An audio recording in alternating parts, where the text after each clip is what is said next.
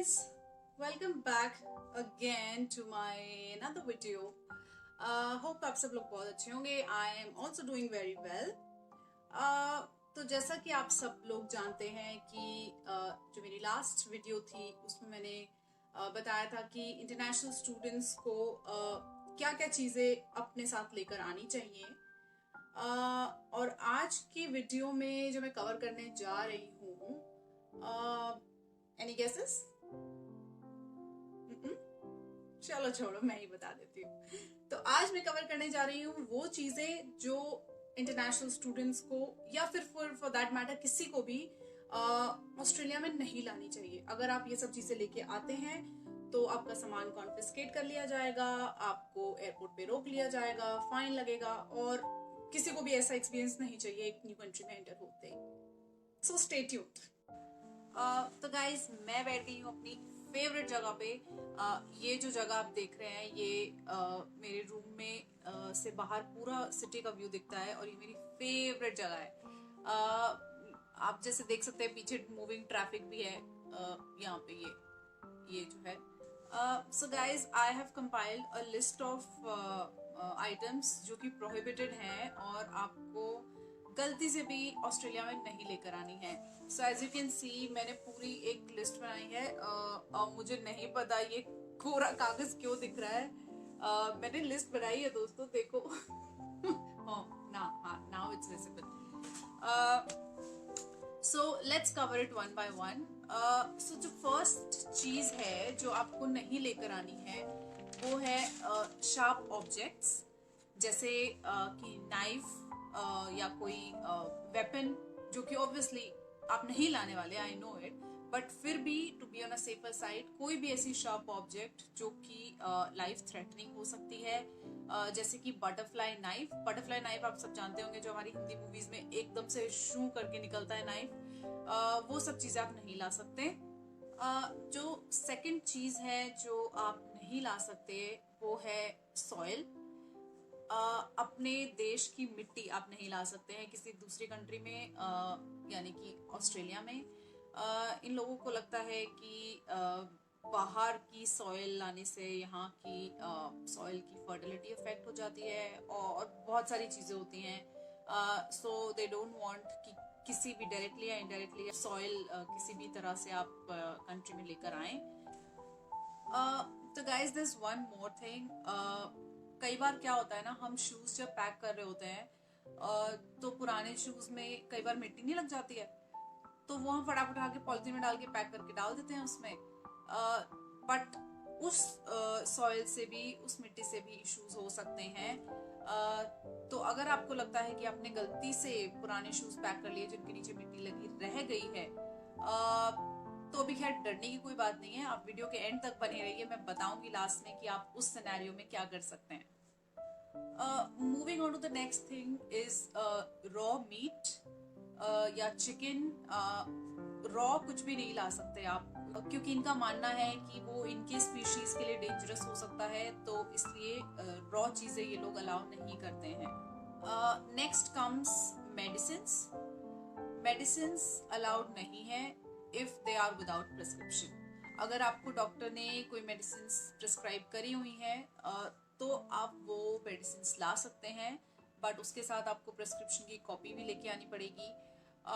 और एक और चीज कि वो मेडिसिन 3 months सप्लाई से ज्यादा नहीं होनी चाहिए. सो बेसिकली 3 महीने से ज्यादा की मेडिसिन, आप प्रिस्क्राइब्ड मेडिसिन भी आप नहीं ला सकते हैं. और उसके अलावा विदाउट प्रिस्क्रिप्शन वाली मेडिसिन आर नॉट अलाउड. सो इस चीज का ध्यान रखिएगा. अगर प्रिस्क्रिप्शन है तो आप ला सकते हैं, बट 3 months से ज्यादा क्वांटिटी में नहीं, और विदाउट प्रिस्क्रिप्शन तो बिल्कुल नहीं. और मेडिसिन उनकी ओरिजिनल पैकिंग में ही होनी चाहिए. आप उसका ओरिजिनल पैकेट निकाल कर नहीं रख सकते हैं, वो फिर आपको अलाउ नहीं करेंगे. नेक्स्ट है सीजनल या फेस्टिव आइटम्स. अब काफ़ी सारे लोग जब इंडिया से आते हैं तो स्वीट्स ले आते हैं, जैसे कि गुलाब जामुन, बर्फी, लड्डू एक्सेट्रा. सो ये सब चीज़ें अलाउड नहीं है. कोई भी आइटम, डेयरी प्रोडक्ट से बनी हुई कोई आइटम अलाउड नहीं है. फ्रेश फ्रूट्स, फ्रेश प्लांट्स, सो ये कुछ भी अलाउड नहीं है। नट्स, कैशूज भी नहीं अलाउड है, क्योंकि दे आर वेरी कंसर्न्ड कि कुछ भी आप फ्रेश लेके आ रहे हैं तो उससे इस कंट्री में कोई डिजीज स्प्रेड ना हो जाए, सो दे वेरी कॉशियस। सो ये सब चीजें अवॉइड कीजिएगा, ये सब चीजें मत लाइएगा, बिकॉज अगर आप ले भी आते हैं तो चलो फिर मैं आपको एंड में बताती हूँ कि क्या होता है अगर आप ले आते हैं तो। फिर आता है हमारे माओ का प्यार, अचार। सो जब बात करें हम पिकल्स की तो आप पिकल्स ला सकते हैं अगर वो वेजिटेबल पिकल्स है तो। अगर वो नॉन वेज पिकल्स हैं तो आप वो नहीं ला सकते हैं। Only vegetable pickles are allowed. So guys, ये थी कुछ चीजें जो आप नहीं ला सकते हैं। इसके अलावा भी कुछ चीजें हैं जो कि आई थिंक कोई कैरी नहीं करता है, जैसे आर्म्स एंड एमिनेशंस, वेपन्स, कोई भी एक्सप्लोजिव्स। सो ये सब चीजें ऑब्वियसली कोई कैरी नहीं करता है, बट मैं एक नीचे लिंक डाल दूंगी जो है ऑस्ट्रेलियन बायोसिक्योरिटी लॉज का। तो उसके अंदर पूरी टोटल लिस्ट दी हुई है कि आप क्या चीजें ला सकते हैं, क्या नहीं ला सकते। With these were the basic things जो कि हमारे लाने की जिसमें प्रोबेबिलिटी ज्यादा होती है, तो मैंने आपको वो चीजें बताई हैं। तो ट्राई कीजिएगा कि आप ये चीजें ना लाएं। So guys, now let's talk about the most important thing, जो कि मैं आपको कह रही थी कि मैं वीडियो के एंड में बताऊंगी। अगर आप ये प्रोहिबिटेड आइटम्स ले आते हैं, गलती से ही ले आते हैं, तो क्या होगा।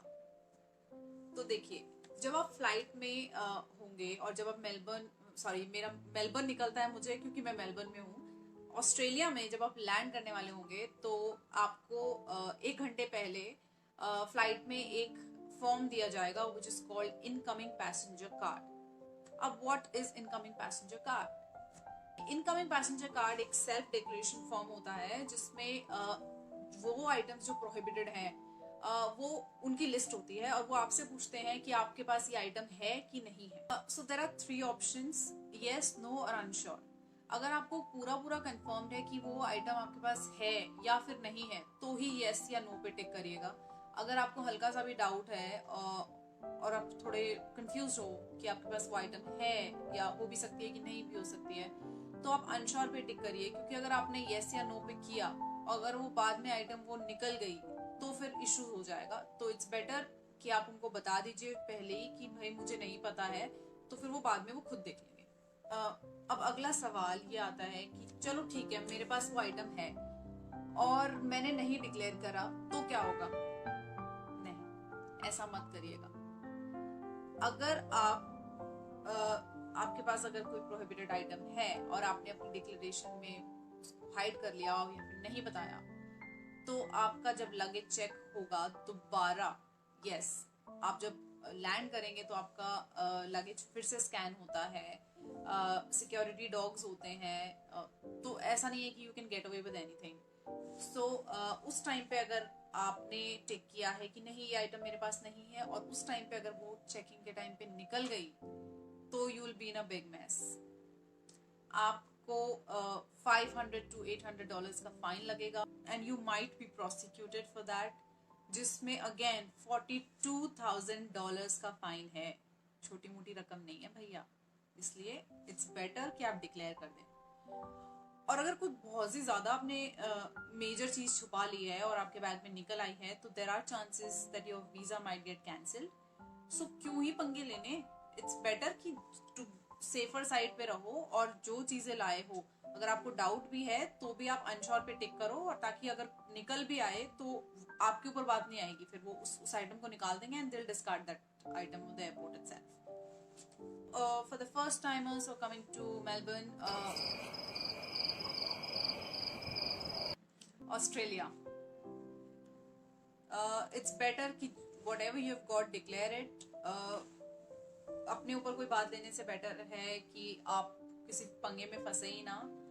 And I believe this video would be helpful for the people who are planning to come to Australia.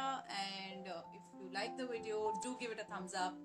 And if you are new to this channel, please subscribe if you like the content, and share it with your friends who need to see this. Yes.